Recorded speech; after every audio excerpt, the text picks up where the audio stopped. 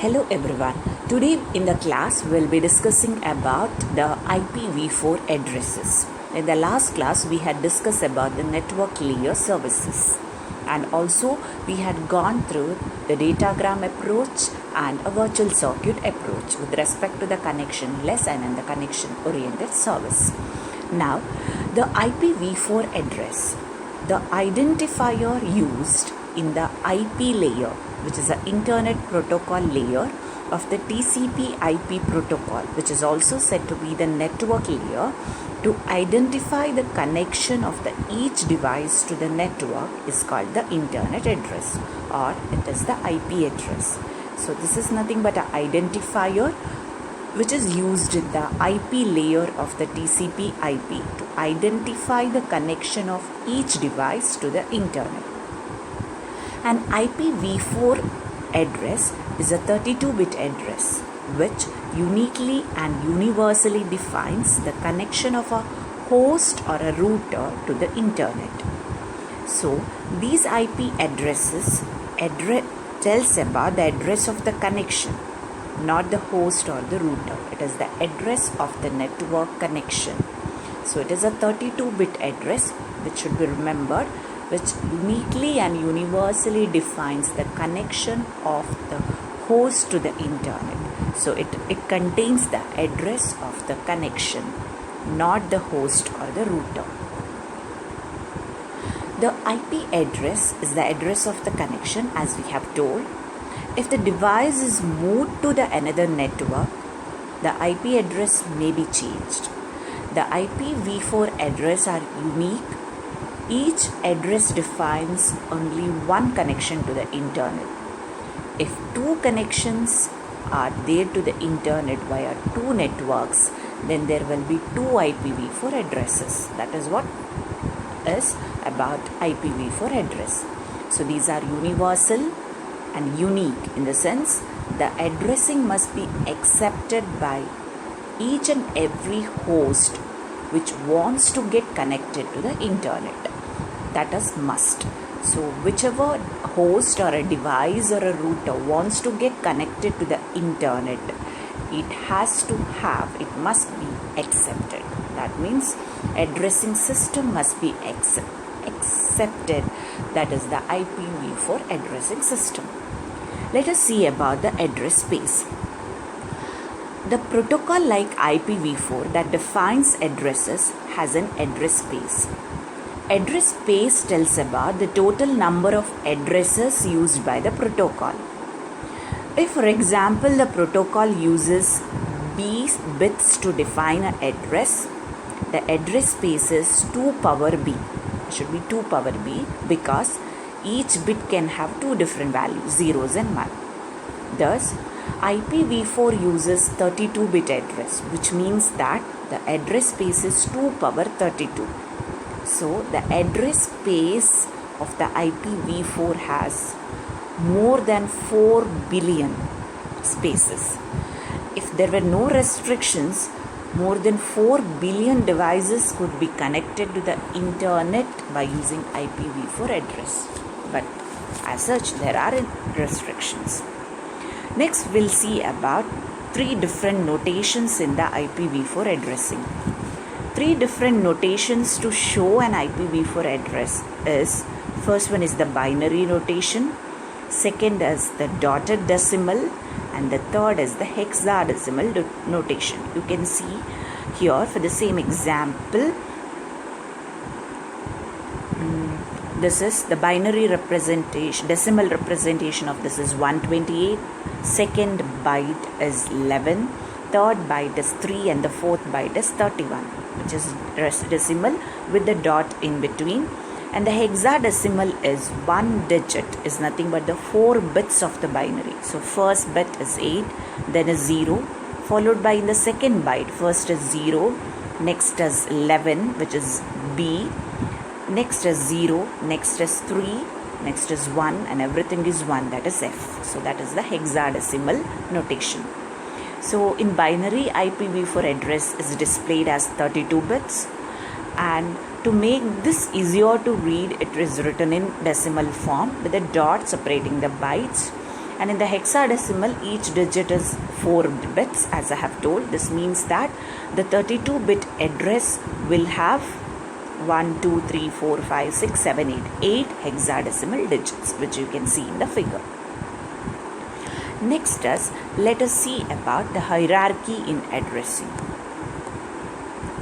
So, in any communication network which involves delivery or communicating, address system is hierarchical. It's like as we have communicating network like telephones or postal carrier, all that there, the addressing system is hierarchical. A 32-bit IPv4 is a hierarchical, which is divided into two parts.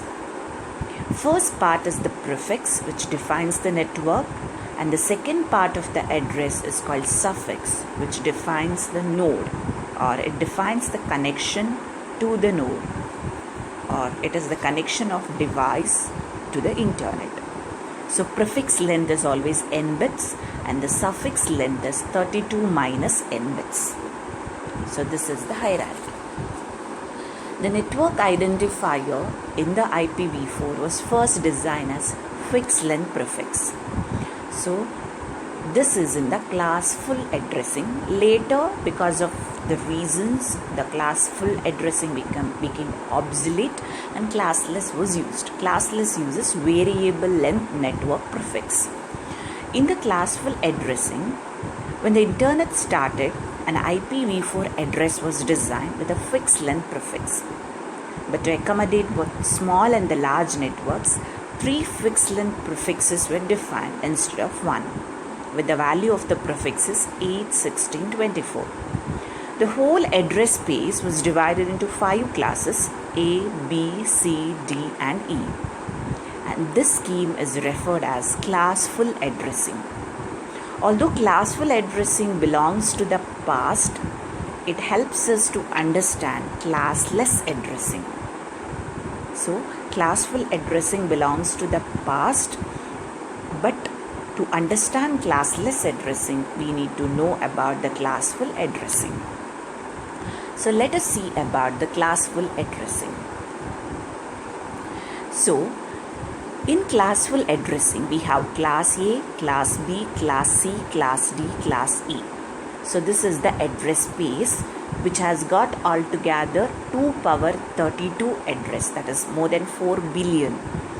Here in class A, as you can see, the network length, the prefix is 8 bits. And the first bit is always a 0, which defines it as class A. And the other 7 bits defines the network identifier, and followed by we have suffix, which is 32 minus 8. So there are only 2 power 7, that means 128 networks in the world with respect to the prefix, and the rest is the suffix. So in class A addresses, we can have only 2 power 7. Since first bit is always 0, the other 7 bits, that means 0 to 127, there can be so many networks in the world that can have class A address. In class B, the network length is 16 bits. You can see prefix is 16 bit, which is the network length. The first 2 bits are 10 always, which tells that it is class B. The rest 14 bits are the network identifiers. So in the world there are 2 power 14 networks. That means 16,384 in the world with a class B address. Next is in class C. Here all the addresses start with 110. That is about class C. And the network length is 24 bits. You can see here 8 plus 8 plus 8. So 24 bits. Since 3 bits define the class, we can have only 21 bits as the network identifier, which is 2 power 21 and 2 power 21 network in the world that can have class C address. Class D is used for multicast with the first 4 bits 1110, and class E is with the first 4 bits 1111, which is reserved for future use. So knowing this, we can tell that address space class A occupies 50%, class B 25%, class C 12.5%, class D 6.25%. Also class E is 6.25%. So let us see one example. Find the class of each addresses. From the first example, it is in the binary notation and the first bit is 0. That means it is a class A address. Next, the second one, we have the first 3 bits are 1, 1, 0. That means the first 2 bits are 1, the third bit is 0. This is a class C address. And the C is, the first bit is 14. If it is converted to binary, the class is A. Next is D. The first byte is 252. If it is converted to binary, the class is E. That means you will have all are ones. In the case of 14, you will get it as the representation will be initially bit will be 0. If the initial bit changes to 10, it is class B. 110 is class C. 1110 is class D. Okay, these problems are important. Next is address depletion, which is a problem in the classful addressing. The main reason why the classful addressing become obsolete is because of this.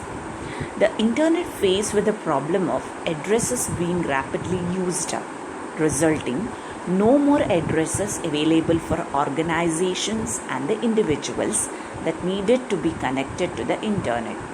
Now consider class A.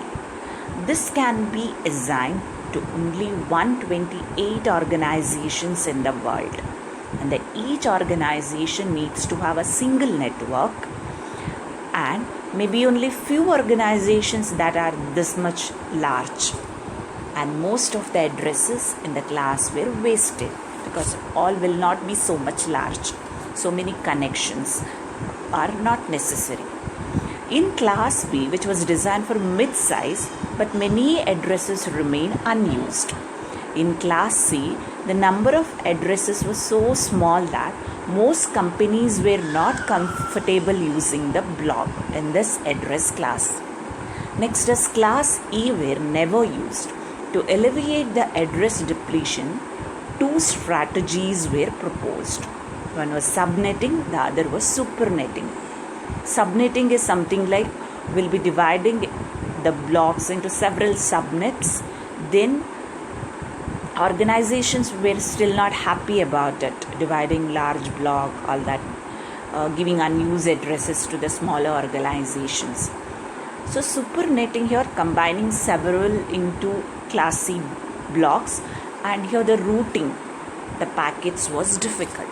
Because of all this, just the advantage here was that given an address, we can easily find which class of address it is, and the prefix length is also fixed. Later, with the growth of the internet, it was clear that a larger address space was needed as a long-term solution, which was not provided by the classful addressing. So classless addressing came into existence. The larger address space, however, requires that the length of the IP addresses be increased, which means the format of the IP packet needs to be changed. Although the long-range solution has already been devised and is called IPv6. But IPv6 solution was a short-term solution to use the same address space but to change the distribution of the addresses to provide a fair share to each organization. That is, by using a IPv4 address itself, using the same address space, but the distribution will be changed. So, by providing fair share to each organization, so the short-term solution still uses IPv4 addresses, and it is called as classless addressing. So long-range solution was using IPv6, but a short term was devised to use the same address space. It was said to be the classless addressing. So class privilege was removed there. During 1990s, the internet service providers came into prominence, and the internet service provider is nothing but an organization which will be giving the internet access, which may be for the mid-size organization, maybe for the individual, small businesses, which do not want to create the internet site, but it provides internet services for the employees, which will be providing different internet services. So this internet service provider will be granted with a large range of addresses, then subdivides the addresses, giving the range of addresses to different businesses, maybe to the households, smaller business organizations, all that. Here each customer needs to have a IPv4 address. In classless addressing, variable length blocks are used. As I had told already, in the classful, the fixed length addresses blocks are fixed length. Here the variable length blocks are used that belong to no classes. So it can be a block of 2, 4, 12, etc. There will be a prefix length which defines the network or the block, and the suffix defines the node. Number of addresses in the block needs to be the power of 2 always. An organization can be granted one block of address, and here since the prefix length is variable, smaller prefix means that it is a larger network, and the larger prefix means that it is a smaller network. So classful is, we can tell that classful is a special case of classless. So here we can see that it is a dotted decimal representation with the dots here, and with the slash and n, which is said to be a slash notation, or it is also said as CIDR, classless interdomain routing. So here these are the examples where A, 12, 25. These are nothing but the prefix length. So if an address is given, to find the prefix length, whatever is after the slash, that is nothing but n, which is the prefix length. So we can see here there are few information which can be extracted in a classless addressing. One is to find out the number of addresses, first address and the last address in a block. Since n is given, we can find this. That is, number of addresses we can calculate by using 2 power 32 minus n. We can see here 32 minus n. For example, the value of n is somewhere like 27. Then 2 power 32 minus 27, which will be nothing but 2 power 5. So those will be the number of addresses of that particular block. And to get the first address, just we have to make that suffix full 0, that is 32 minus n bits. So we'll get it as the first address, and to get the last address, we have to make those 32 minus n bits to full ones. Then we'll get the last address. Let us see the first problem or the example here. A classless address is given, so which is very important to understand this. 167.199.170.82/27. Whenever it is a slash, it is a classless address with the CIDR or the slash notation, which is classless interdomain routing notation. So here we can see that it is a IPv4 address which has got 4 bytes, which is 32 bit, and this is a dotted decimal representation, and 27 tells about the prefix length. From this, now we can find out 3 pieces of information. First is about the number of addresses, which is just 2 power 32 minus n, where n is 27. So we get it as 2 power 5, which is 32. So there are 32 addresses which can be provided by this set of address, and the first address is obtained by keeping those 32 minus n, that means 32 minus 27, that means 5 bits are changed to zeros, that is 5 LSP bits are changed to zeros, as you have seen here. When you change those 5 bits, last bits to zeros, the resulting address, if we convert back to decimal, from the binary convert back to decimal, which is nothing but it is 167, which will be unchanged, the first byte. 199 will remain the same, 170 will remain the same, and the last byte will be changed from 82 to 64. So that is the first address. Last address can be found by keeping the first 27 bits as it is. We have to change the last 5 bits, which is 32 minus n bits, which are the suffix bits, to ones.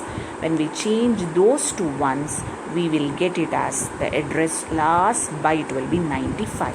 So you can see that 167.199.170.95/27. Next is the same thing can be found out using one more method, that is by using a address mask. So this address mask is a 32-bit number in which n LSB bits are ones and the rest 32 minus n bits are zeros. So as you can see here, to extract the information in a block, this can be used.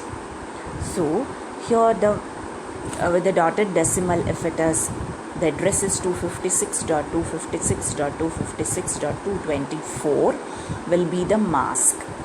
Okay, because for the same example, the mask is calculated by 32, which is a 32 number in which the n LSB bits are ones and the rest 32 minus n are zeros.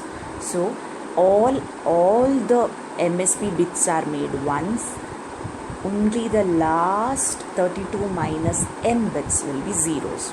So everything will be 256 because all are ones here, 11111.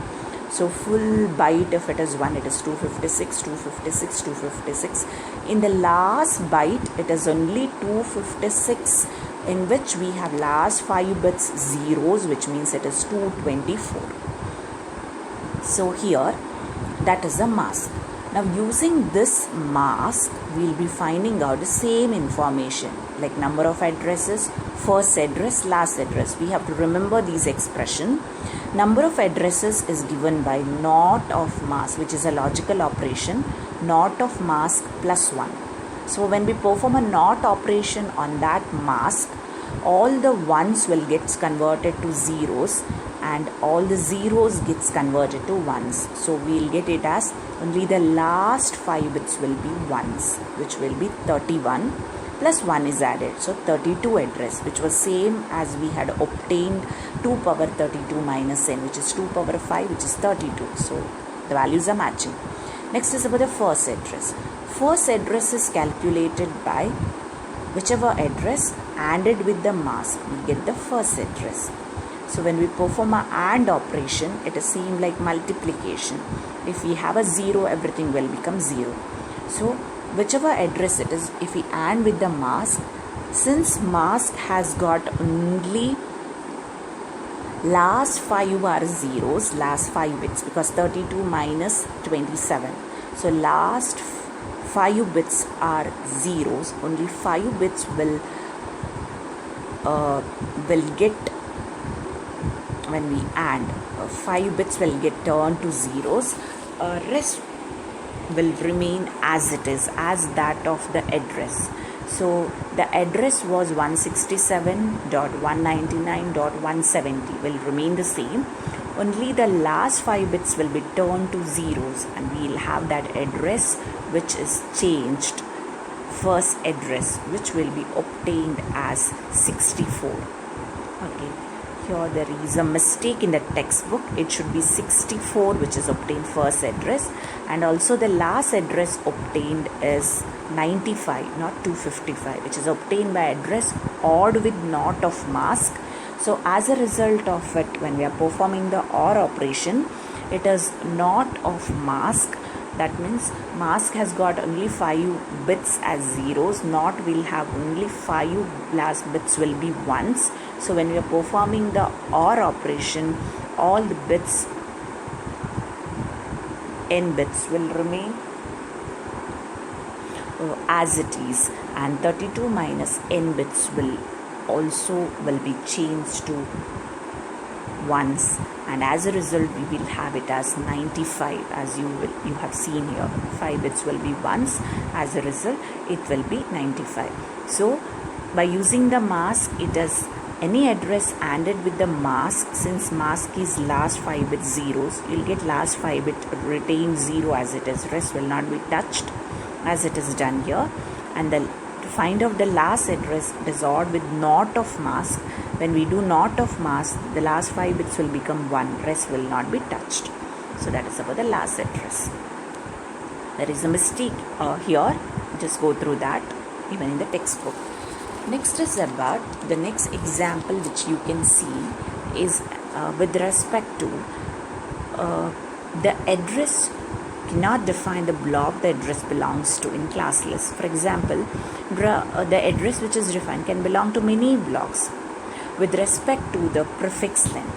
If the prefix length is varied, the address block also will get varied.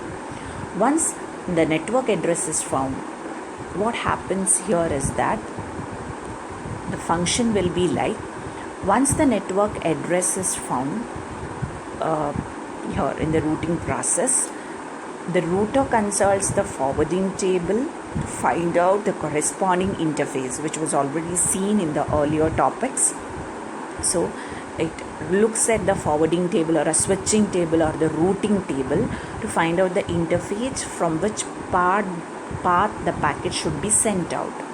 So it will be already there in the forwarding table which will be constructed. So here network address is nothing but the identifier of the network. Each network will be identified by using this network address. By having the prefix length, different prefix length, we can have different blocks of addresses. If the prefix length is, as you have seen here, 16, the same address which is defined here can belong to the first block, like whichever is shown here. To get the first address, to get the last address, the same method will be followed. If the prefix length is 16, that means n will be 16. So we have to make 32 minus 16. That means 16 bits are zeros to get the first address. As it was discussed, 32 minus 6 bits are made 0. So 2 bytes will be 0. To get the last address, 32 minus n bits are made 1s. So that 2 bytes will be 1s. So we get 255.255. So randomly consider now prefix length is 29. Then in that case 32 minus 29, that is 32 minus n, which is equal to 3. So the last 3 bits are made as zeros to get the first address. So it will be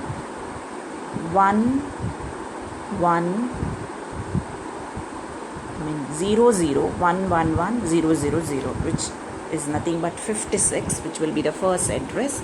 And the last address, those 3 bits are made as ones, and we'll get it as 6. 56 it will be 63.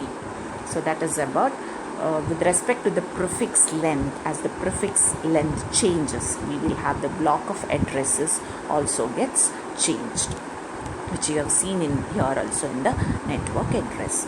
So in the next class, we'll be discussing about the block allocation. With respect to that, we'll be solving the problems, and also we'll look into the problems related to the subnetting and also network address translation. So here just you have to remember clearly is that how to get the number of addresses, first address and the last address. And here just note down there are some mistakes. Just remember here the equations by using the address mask, how to get the same information. And also you need to be knowing about the classful addressing, which are the different classful addressing A, B, C, D, E. How do you differentiate between those, and what was the drawback, and because of which the classless addressing was used, and how it is represented. The notation is said to be CIDR, and the examples with respect to the prefix length, the block of addresses, allocation of the block of addresses, even that we have discussed. So thank you.